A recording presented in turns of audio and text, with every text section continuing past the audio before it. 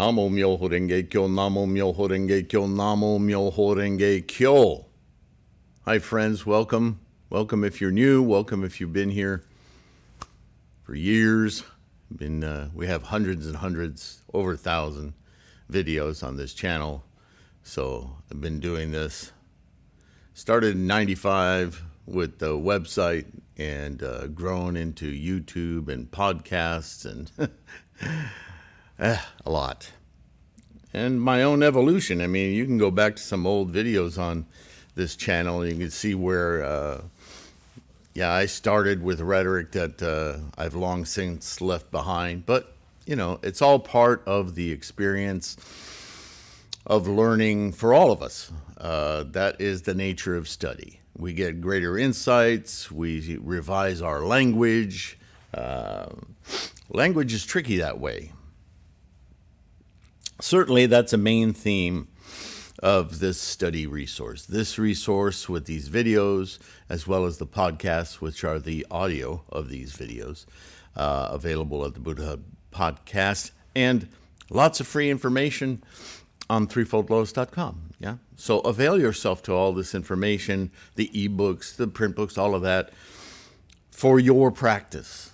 Yeah. For our practice. The books I've created are a way of me collecting my research and my own study and my own insights in a cohesive form. And for me, learning or teaching myself involves not just blah, blah, blah, but seeing my words in written form so that I can hone my thinking. And so the books are natural outgrowth of my process of study and learning. Everyone learns differently. And for some of you, it may be the podcasts that are the thing that hooks into your insight engine, yeah? Anyway, Shakyamuni understood that we all learn or have a path to our innate ability for enlightenment, but that we're not all the same, that we all have to hunt and find our own individual insights. So that's the nature, that is what he proposed as a Sangha, not an organization, not a special group, not a membership, but that Sangha represented people who had the same aim, the same mindset for enlightenment, and that by rubbing up against each other, not physically, but mentally, right, exchanging ideas and so forth, just like we do in anything else in life, right? Remember being a teenager, hearing how one of your friends would approach a problem or say something about something that either you had experienced or not experienced, gave you tons of insight right there in the moment about, or how could you say that? Don't you da-da-da-da? And even though, you know, as teenagers, our imaginations and our minds are quite volatile, right? Very active time. But that's how humans work. That's samsara. Yeah? So we need to use that tool to its best potential. And that's what Buddhism is about. Buddhism study, Buddhism practice. Namo Myoho Renge Kyo. It's about honing in to that ultimate experience of life.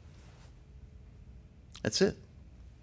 So, in that experience, Buddhism does a lot of rigorous testing of ideas. And one of those concepts we've talked about many times is the 10 factors. And the 10 factors is what we'll discuss today. All right. Namo Myoho Renge Kyo. Thank you for being here. If you can just take a moment and like and subscribe this video, regardless of whether I've done an excellent job in this video in your estimation or not, liking and subscribing isn't really about liking or even subscribing so much as it is to let the algorithms of YouTube know that we're providing information, we're propagating, we're growing this Sangha. And that's a very bodhisattva act. So take advantage of this simple act, yeah? The 10 factors, 3 identifiers, if you will. 1, aspects of all expressions of formations identifiable with the senses. okay, but understand that it's kind of a circular sentence. Aspects of all expressions of formations, karma really, identifiable with the senses. Well, the senses themselves are expressions of formations, right? So yeah, pay attention. You know, it's not unusual to see this circular logic, but language. Number 2, data collection points, instrumental in samsaric identification and attachments. Right? The 10 factors identify certain aspects, as I said in number 1, of karma. And those become data points for us to identify and cling. Number 2. Number 3, primary points of samsaric delusion of permanence or possessions and clinging. Right? So those 3 identifiers, they're really all talking about this process of identification. The 10 factors are data points of identification, the primary ones. Okay? So, also called the 10 suchnesses. So we talked about this in under suchness. 10 factors common to all life in any of the 10 worlds or realms, 3,000 realms, any potential, in other words, manifests with these factors. That's how I should have wrote that. They are listed in the Expedient Means, the second or Hoben chapter of the Lotus Sutra. They are listed in the Expedient Means, which reads, quote, "The true aspect of all phenomena can only be understood and shared between Buddhas. This reality consists of the 1. Appearance. If it's something to sense, to recognize, to identify, it must have an appearance. Even stuff we can't see, like dark matter, dark energy, has in our minds a place called appearance. We're just hunting for it, yeah. Number 2, nature. It must have some kind of a quality of being, a nature. 3, entity. Well, it kind of wraps right around all of that. Power. It must have an influence, yeah. 5, the influence itself. 6, the internal cause, its particular karma, happening, being, moment to moment to moment, right? 7, relation, and we'll get into what that means.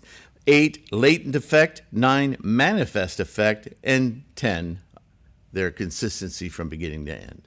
In other words, in the process of formations, the very characteristics that make something identifiable never changes. It's constantly happening.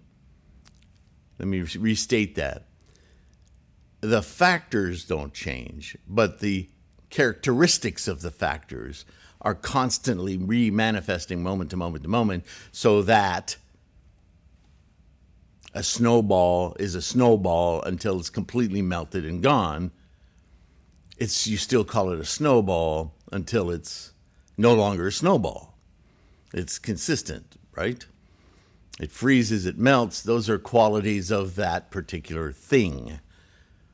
We don't tend to look at a piano that way, but it's the same. Yeah, that's the mind bender, yeah? All right. This is fundamental for the data collection of the skandhas. See suchness, or yes, suchnesses. So that's it. That's the 10 factors. And I could have written a whole lot more here, but it's already covered under these other topics, suchness and skandhas. Yeah? So this is just one, it's the tip of an iceberg that says, look, if it's identifiable, it consists of these 10 factors, some of which we don't really perceive, but they're there. They're inculcated in our attachments, clinging, belonging with.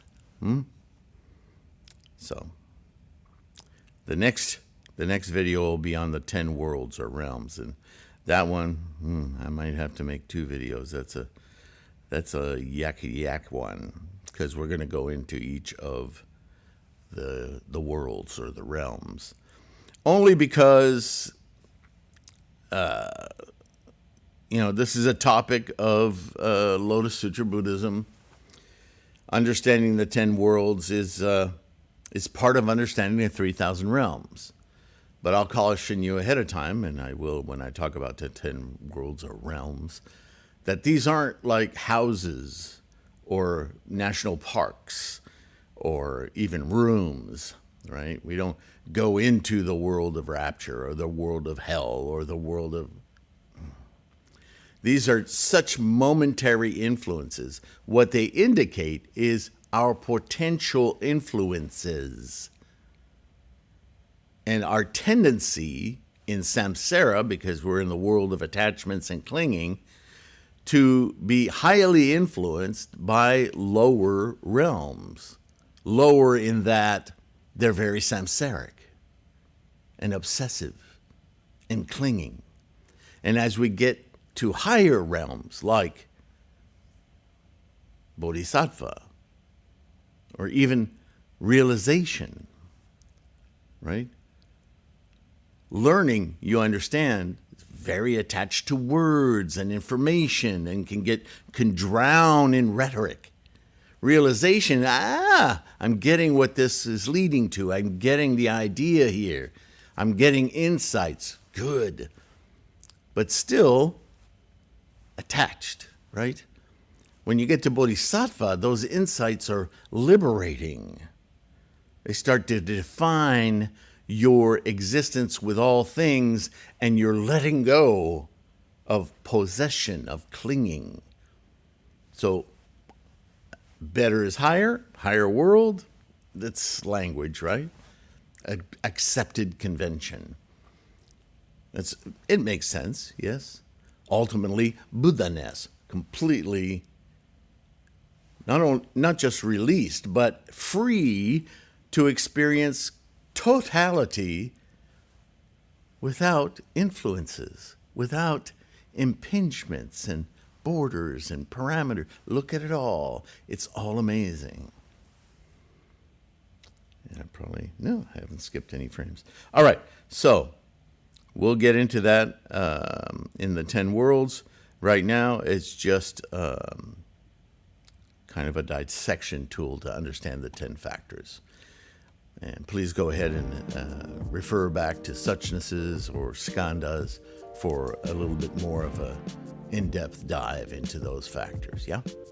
In the meantime, be kind to yourself.